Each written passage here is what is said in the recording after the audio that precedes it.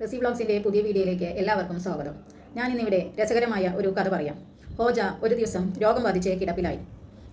വൈദ്യർ വന്ന് ഹോജയെ പരിശോധിച്ചു. വൈദ്യർ ഒന്നും തന്നെ മിണ്ടാതെ നിന്നു. ഹോജ ചോദിച്ചു, എന്താണ് വൈദ്യരെ, എന്താണെങ്കിലും പറയൂ എന്ന്. വൈദ്യർ പറഞ്ഞു, താങ്കൾക്കിനി അധിക സമയം ജീവിച്ചിരിക്കാനാവില്ല. ഹോജ ഒന്നും തന്നെ മിണ്ടിയില്ല. വൈദ്യർ ഹോജയോട് ചോദിച്ചു, താങ്കൾക്ക് അവസാനമായി ആരെയെങ്കിലും കാണണോ എന്ന്. കാണണം എന്ന് ഹോജ പറഞ്ഞു. പറയൂ, ആരെയാണ് കാണേണ്ടത്?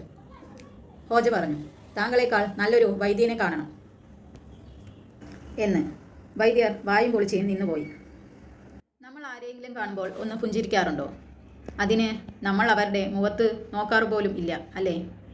പുഞ്ചിരിക്കാൻ ചിലവൊന്നും കൊടുക്കേണ്ടതില്ലല്ലോ. പാവപ്പെട്ടവനാണെങ്കിലും പണക്കാരനാണെങ്കിലും പുഞ്ചിരിക്കുക. ആ പുഞ്ചിരിയാണ് എന്നും ഉണ്ടാവുക. ഒരു നിമിഷം മതിയല്ലോ പുഞ്ചിരിക്കാൻ. ആ പുഞ്ചിരിയുടെ ഓർമ്മ എന്നും ഉണ്ടാവും. നമ്മൾ ഒന്ന് പുഞ്ചിരിച്ചു നോക്കൂ, അത് ആരോടും അവഗണിക്കാൻ കഴിയില്ല.